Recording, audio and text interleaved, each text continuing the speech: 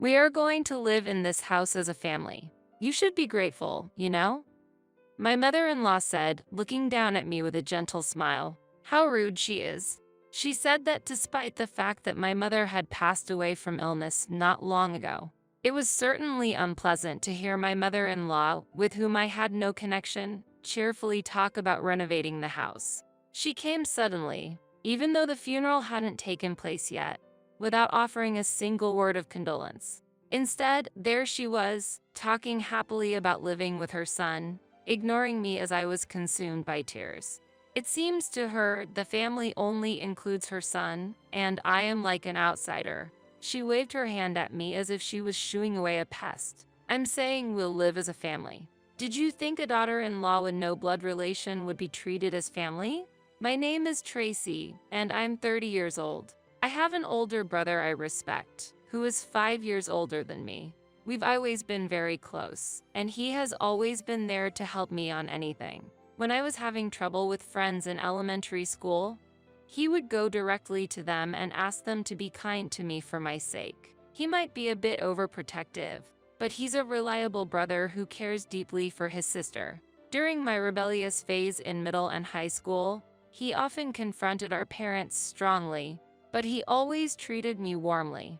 He was always there to support me when I was in trouble, a person I could rely on. Don't worry about what others think. I support you, Tracy, he would say, and I used to be envious of his attitude. He also said, when our father passed away from cancer during my university years, I was truly grateful to my teachers and parents. They were the ones who always thought of me and scolded me as he reflected on his past, which was surprising to hear from my once mischievous brother. It was rare to hear him talk about the past, and it made me want to become a respected figure like his teachers and our parents. This experience nurtured in me a desire to support children in their growth and those facing difficulties, leading me to choose a career in teaching. While everyone around me was busy job hunting, I focused solely on preparing for the teacher recruitment exams. I still remember the surprised look on my brother's face when I passed the exam and told him and our mother, "Congratulations. I never thought you would become a teacher, Tracy. Good luck," he said, supporting me. Despite landing my dream job in teaching, reality was not as sweet as I had expected. I was busy every day with lesson preparations and student guidance, with late work becoming the norm. As remote work became more widespread, those in the teaching profession had no such option, forcing me to commute on crowded trains every morning. Weekends and holidays often required attendance for club activities. Additionally, living independently and managing a household as an adult made me acutely aware of the difficulties of domestic tasks. I remember struggling both physically and mentally in my first year as a working adult. Yet, I felt fulfilled in my role as an educator. As I became more accustomed to my teaching life, I started noticing odd behaviors and words from my mother. Conversations over the phone became difficult, and she would quickly forget things we had just talked about. Concerned, I visited my family home and was shocked to see garbage scattered everywhere. My normally tidy mother was confused about why things had gotten to that point, saying she had forgotten to take out the trash or that she had already cleaned up. Sharing the situation with my brother, we decided to go to the hospital together, where the diagnosis was unexpected. Our mother was diagnosed with dementia. Though it was early-stage mild cognitive impairment, her communication with other people had decreased since our father's passing, and her condition had gradually become more apparent. This situation increased my interactions with my brother and naturally led to more frequent visits to our family home. During these visits, my brother and I often discussed the future. Amidst my busy life, a friend introduced me to Steve when I was too overwhelmed with work and household management to find any personal enjoyment. My friend, insisting I needed time to relax, invited me out for drinks, where I met Steve. He worked for a foreign company and was deeply interested in the international aspect of my job as a French teacher. He was sincere and always prioritized me. The time spent with Steve was a happy moment in my busy days. Just having a meal together for a short while made all the fatigue disappear. I was drawn to him, and after dating for 2 years, on a day that wasn't special, he reserved a private room in a restaurant in New York City for us. Unexpectedly, he gave me a ring and proposed, saying, "I want to make you happy, Tracy. I want to marry you," but I couldn't answer right away. The reason was the anticipated burden of caring for my mother as her condition worsened. Steve was aware of my mother's situation, but I hesitated to involve him in this issue. Nonetheless, he encouraged me, saying, "If you're worried about your mother's situation, don't be. I want to support her together with you." I remember barely being able to say yes through my tears. When I decided to marry Steve at 27, we discussed it in advance and also consulted with my brother about my mother's future. As a result, we decided to build a duplex house where we could live together with my mother, using our marriage as the opportunity. From then on, I started receiving more frequent contacts from my mother-in-law. Before the marriage, my interaction with her was limited to greetings and face-to-face meetings. Initially, I felt her interest was minimal, but I sensed a reason behind her frequent recent contacts. Eventually, it became clear that the main content of these contacts was about the new house we plan to build. "I heard you're building a new house. What's the floor plan like? I'm curious about my son's new home. Can I see it?" As soon as we started talking, she made countless suggestions about the house's design, such as, "The kitchen would be better if it were larger. The staircase would be more suitable here, not there. Why not make the room next to the living room a guest room? Floor heating is a must since this area gets quite cold in the winter."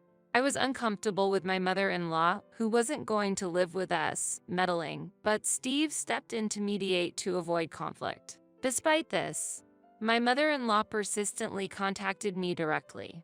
Suspecting some ulterior motive, I discussed it with Steve. "Your mother's behavior feels like she plans to live there herself. I'm worried she might be plotting something. Even if you talk to her, she contacts me directly, and I don't know how to respond. Yeah, there must be some reason for that. Don't worry, I'll handle it from now on. You can ignore all contacts from my mom. But won't she feel bad about that? It's fine. She's acting out of line. I'll talk to her. However, given her nature, she might try to contact you again. In that case, it's okay to avoid her call and ignore it." With Steve's support, I avoided further contact with my mother-in-law. The house design was finalized, and construction on the new home began. We planned to move into the new house in 6 months, and packing was going smoothly when the contacts with my mother-in-law had almost ceased. Steve informed his mother of the completion date of the new house, but she didn't seem to react much. Half a year passed, and the new house was completed. The first floor was arranged with a living room, kitchen, and a spacious room for my mother, while the second floor was our couple's space with individual rooms. However, by the time the new house was completed, my mother's health had begun to decline. During the day, when we were at work, my mother spent a lot of time alone, and I often came home to find the house in disarray. The doctor had warned that limiting her activities could lead to a rapid progression of her symptoms, so we had her do small tasks during the day. Yet, actions that had been easy for her became increasingly difficult. While she retained her cooking ability, she often left pans on the stove after use. She would forget to add detergent when using the washing machine or add too much, resulting in excessive foam. Despite having the newspaper right beside her, she would complain, "The newspaper didn't come today until the evening." The challenges posed by my mother's condition were countless, and my brother and I decided to use daycare services during the day. At first, my mother was confused by the unfamiliar environment, but having companions during the day gradually made her smile more. When she came home, she would talk about making paper crafts or participating in events at the children's center. My mother gradually adapted to this new routine, and her condition seemed to temporarily stabilize, but it didn't last long. Just 2 years later, my mother seemed to have caught an off-season cold, but ultimately, she passed away from pneumonia. Just maintaining daily life seemed to deplete her strength, and she couldn't eat properly due to a lack of appetite, leading to a weakened immune system. I couldn't stop crying and couldn't recover from the sudden event. Yet, Administrative tasks such as contacting the city hall, notifying relatives, and arranging funeral services piled up and waited for no one. As I began to prepare for the funeral, my mother-in-law arrived with a lot of luggage. Seeing her ready to stay over, I was grateful she came to help with the funeral preparations and welcomed her, saying, "Thank you so much for coming during this busy time. Please come in." However, as soon as she stepped inside, she made an unexpected statement. "I will live in this house." Surprised and at a loss for words, I couldn't make a rebuttal when she said, "If you don't like it, you can leave. Steve and I will live here." She said that without a word of condolence. I was utterly confused by her sudden, self-centered declaration. Ignoring my bewilderment, my mother-in-law continued, "I've waited 2 years, and finally, I can live here. How about it? Is the floor plan to my liking?" As she began to walk around the house. At that moment, I understood why she had been contacting us so frequently before. Perhaps she had always intended to move into the home we built. She tried to change the floor plan to her liking and believed that I should receive her instructions rather than Steve, which might explain her persistent contacts. She seemed to have rushed over after hearing about my mother's death from Steve. That's when the shocked Steve said, "Mom, didn't you know? The owner of this house isn't me. It was Tracy's mother." What? Moreover, when Tracy's mother passed away, the heir would be Tracy's brother. What does that mean? My mother-in-law, glaring at me, said, "The homeowner should be the husband. Steve earns more, and your salary couldn't possibly cover the mortgage. You must be relying entirely on Steve's earnings. This house might as well be Steve's." Really, what an incomprehensible daughter-in-law and her family. "What do you think, Steve?" Steve tried to explain. "No, Mom. Listen, it's okay, Steve. Let me explain," I interjected. My mother-in-law turned her sharp gaze from Steve to me and challenged, "What are you trying to say? The mortgage is being paid by my brother and me. I cover the payments with my income, and I have never taken money from Steve. Is that true, Steve?" "Yes, it's true." I continued, "When we built this house, we decided it would eventually go to my brother. Now that my mother has passed away, the home will be for my brother, his wife, and her parents to live in," I explained calmly. My mother-in-law was stunned and speechless, but unable to accept the arrangement. She said, "I can't accept that. After living with and caring for your parents, it's natural that it would be my turn next. I've been waiting for this day. This is too unreasonable.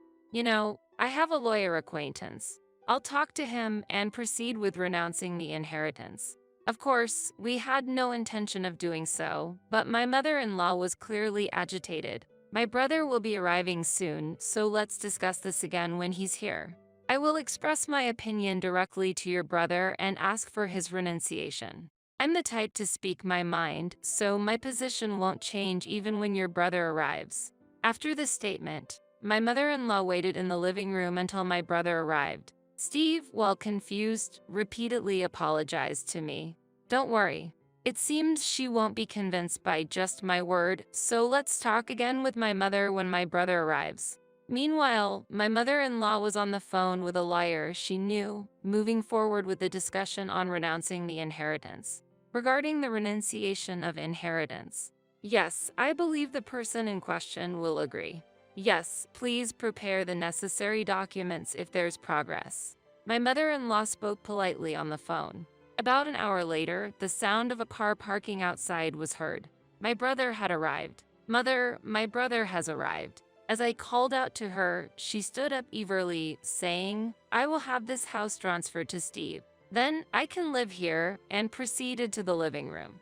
At that moment, the living room door opened, and my brother appeared. My mother-in-law, about to shout something, took a deep breath and opened her mouth wide. But as she opened her mouth, no sound came out, and she looked surprised, losing her strength and sitting down heavily. In fact, my brother's appearance could be mistaken for someone from the underworld by some due to his quite intimidating look. His hobby is surfing. Furthermore, as he works outdoors throughout the year, his skin is sunburned, and the sun damage has made his hair brittle. As a result, finding hair maintenance troublesome, he chose to have a shaved head. Also, he is tall and has a muscular and sturdy physique. Especially noticeable is an old scar on his forehead. This scar was the result of a fall during his elementary school years. But combined with his appearance, many people mistake it for a scar from a blade. Seeing such a brother in person, my mother-in-law seemed to lose her will and slumped down to sit. Do you have anything you would like to say about this house? My brother coldly asked my mother-in-law. No, I had thought I would live here after your mother passed away. But then I heard that you would be living here and I realized I understood nothing. Did Tracy tell you to live here? We had a thorough discussion about this house before it was built, so I believe there was no such conversation. He spoke in a firm tone. No, I misunderstood. Because I was involved in planning the layout with Tracy before the house was built, I assumed I had a right to live here too. My mother-in-law said, clearly confused and looking down. A right to live here? Does that mean you were offering some sort of support to my sister? No, nothing like that. So, without bearing any burden or making any promises, you just assumed you had a right to live here just by offering your opinion on the layout? Yes, I'm sorry. It was my misunderstanding. At first, my brother looked at me suspiciously, but he refuted my mother-in-law's unreasonable claim with disgust. However, to my mother-in-law, it seemed more like anger than disgust, and she apologized deeply, becoming surprisingly docile. Just because our mother passed away doesn't mean there was ever a discussion about living with my sisters-in-laws. Right, Tracy? Of course. I never discussed the details of this house with my mother-in-law. I only mentioned it was a house for living together with my mother. As I answered my brother's question, my mother-in-law suddenly covered her face with both hands. I had believed that my son, Steve, was the owner of this house. After caring for your mother, I thought it was my turn to live with you. But taking care of an unfamiliar elderly person is difficult. So I thought I would wait until your mother-in-law passed away. When I received the news of her death from my son, I thought it was my turn and terminated my apartment lease. Now, I have nowhere to go. I didn't expect such a rash action without any promise. Either way, after my sister and her husband move out, this house is intended for us to live in. I'm sorry, but we have no intention of living with a stranger who's been disrespectful to us. Please leave. My mother-in-law might be pretending to be humble, but her words revealed contempt for our mother. My brother, too, avoided yelling directly at my mother-in-law, a figure related to me, but his anger was gradually rising, and his voice became lower and colder. When my mother-in-law looked at us for help, we reiterated that she should leave. Actually, due to Steve's job, we will be moving abroad soon. Yeah, Mom, you know I work for a multinational company, and there's always been a possibility of overseas assignment, right? We've talked about this possibility before. We had decided to continue caring for my mother until we moved abroad, a decision discussed with my brother, and Steve supported it. Unfortunately, with my mother's passing, we will follow the original plan, and my brother and his wife will live here. Such a thing. Seeing the disappointment on my mother-in-law's face, Steve and I exchanged looks. Then, sighing, we continued. If you've terminated your apartment and have nowhere to go, how about coming abroad with us? We made the offer to move abroad, expecting her to refuse. You know, I hate flying, right? I don't even have a passport. But if you have nowhere to live, you'll have to find somewhere new. Steve said, looking slightly worried. Still, applying for a passport now would take time, and preparing for an international move can't be done quickly. We're leaving soon, so it's probably impossible. My mother-in-law's previous energy had faded, and she appeared dejected. Seeing this, Steve made a suggestion. Should I talk to John? Wait, I can't go to John's place. Don't contact him. My mother-in-law quickly said, John is Steve's brother. My mother-in-law was eager to live in our house, but adamantly refused to live with Steve's brother, John. But if you have nowhere else to live, what choice do you have? What do you think? As Steve spoke, my mother-in-law, unable to argue, looked down, then suddenly looked up and said, Then, can you just give me money? I absolutely refuse to live with that daughter-in-law. Steve sighed in exasperation as he began to make a phone call. My mother-in-law shrieked, trying to snatch the phone away, but as soon as the call connected, she backed off. It seemed that John's wife had agreed to take my mother-in-law in. Afterward, we hurried to proceed with the funeral preparations and other necessary arrangements, leaving the rest to that side of the family. When my brother and I returned to the living room after finishing our conversation, my mother-in-law was silently sitting on a chair, apparently displeased with the idea of going to John's house. Now we can finally start preparing for the funeral. We still have a little time, so let's get the preparations going and wait, Steve suggested. Agreeing with his proposal, the three of us started listing what needed to be done. An hour passed, and when the doorbell rang, it was John's wife standing at the door. "Hi there." She had the appearance of a typical gal from a bygone era, dressed in eye-catching clothes, wearing a top with a deeply open neckline that day. She's straightforward with her opinions and, despite her casual appearance, dislikes in fairness, being both direct and friendly. It seemed she would get along well with my brother. However, my mother-in-law harbored a dislike for her. "My condolences for your loss." I rushed over, "So please excuse my attire," she said politely, which surprised me a bit. However, as soon as John's wife was led into the living room and saw my mother-in-law, she changed her demeanor and said, "Oh, come on, Grandma, cut it out already. Don't trouble Steve and Tracy anymore. Let's go home," and she helped my mother-in-law to stand up. Originally, we had discussed living together, so if you had just agreed to that proposal from the start, you might have been spending your days more peacefully by now. The pride of the elderly can be quite formidable. Anyway, excuse us for taking her away. We've caused you enough trouble for today.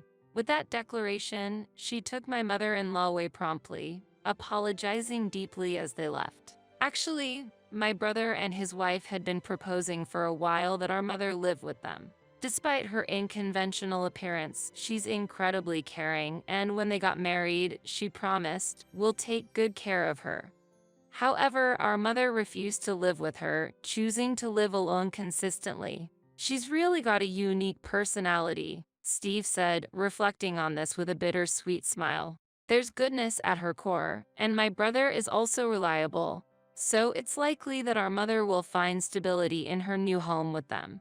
As Steve predicted, my mother-in-law started living with John and his wife without any issues.